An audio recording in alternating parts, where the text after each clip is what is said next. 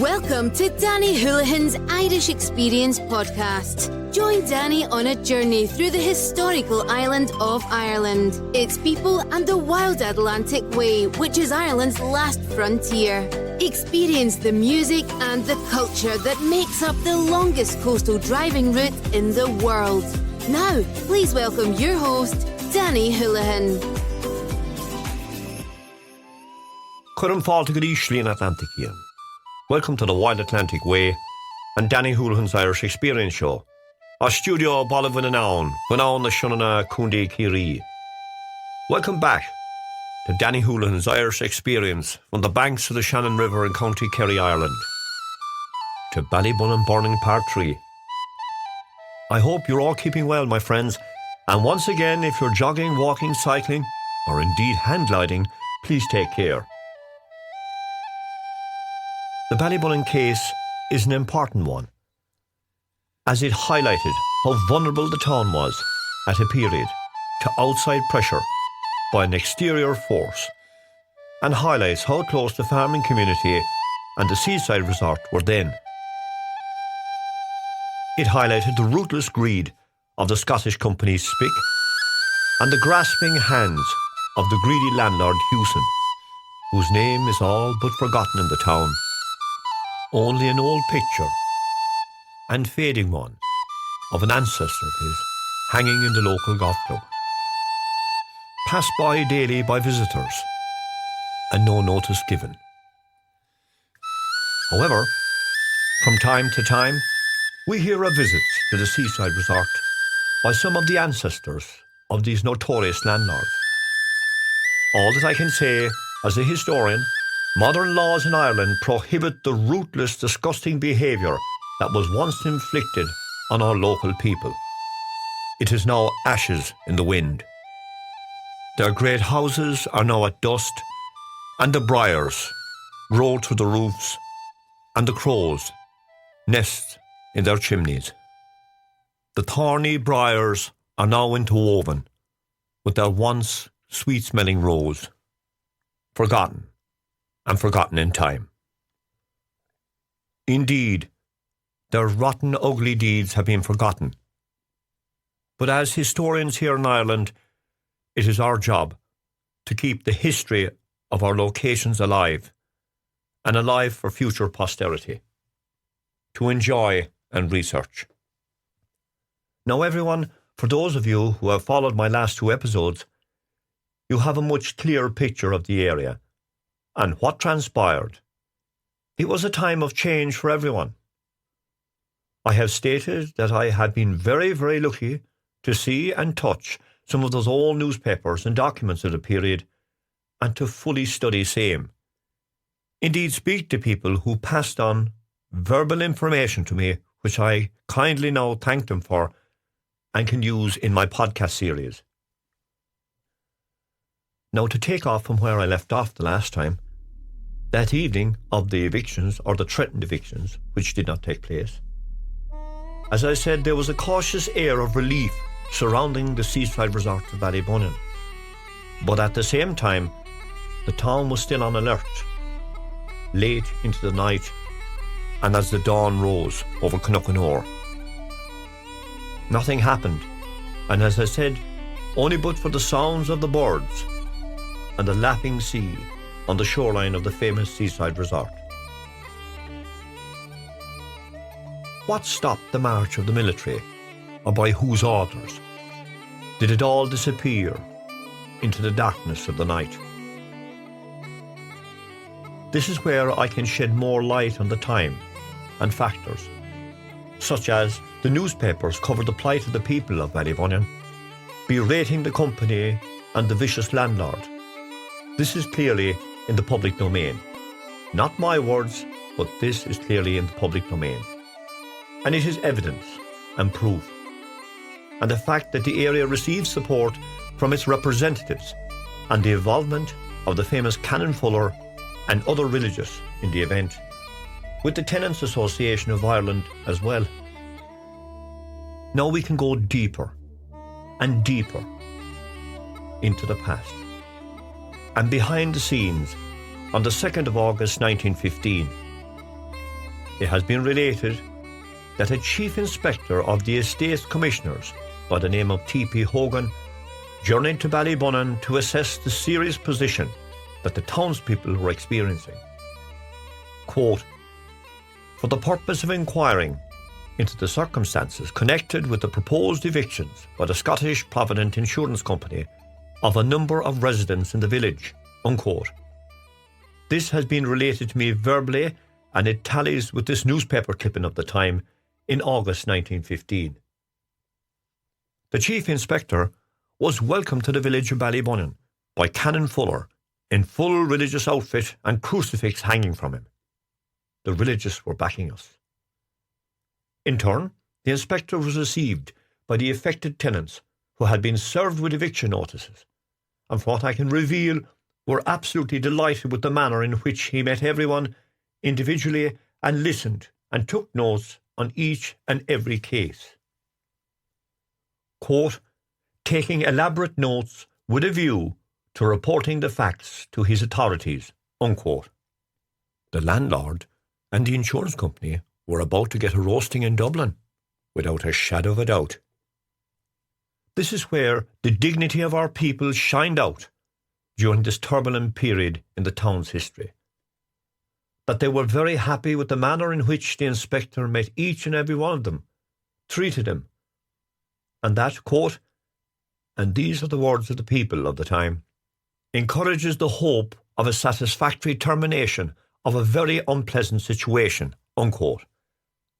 This is a quotation as seen in the newspapers of the day in August 1915.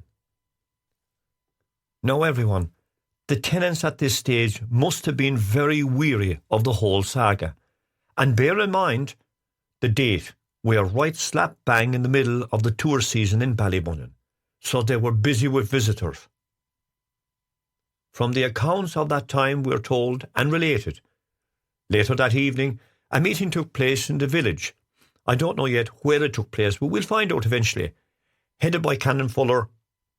There was also representatives there, Mr. M.J. Flavin, MP, Mr. Ryle and E.J. Gleeson, one of the organisers. These are some of the names, just to put a bit of flesh around it for everybody. It was decided at the meeting that the town tenants would appeal to the town tenants of Ireland for financial aid to defray the cost involved in the prolonged struggle. So the heat was being turned up on the evictors and their ruthless activities in Ballybunion. These activities were now under the spotlight of the Chief Inspector, who would, as I have stated, report back to his superiors in Dublin on the situation and the government, who would be briefed on the circumstances surrounding the Ballybunion case. Meanwhile, the horrible barricades were dismantled quickly by the local business people, with the help of a few local farmers, who again came to their aid. The trees, boulders and barricades were all removed with rapid pace as the tenants returned the Seaside Resort to its role as a tourism destination in North Kerry. Painters were dispatched like an army up quickly erected ladders. Paintbrushes hit the buildings like bolts of lightning, and the town got the fastest paint job quicker than Michelangelo painted the Sistine Chapel or the painting of the Mona Lisa by Leonardo da Vinci. Even the famous Lartigue monorail got splattered with a tin of paint from a man up a ladder as it entered the town. Loaded with visitors as they returned to the Golden Strand of Ballybunion. I now go into the place 20 days and dust off again another few newspapers to get another snapshot what was going on in the village. The summer season, 23rd of August 1915, only days after the event. As seen in the Kerry newspaper, reported the state of Ballybunion, and remember everyone, the tenants were under pressure during this period. It's an insight into the place on that day and the tour season.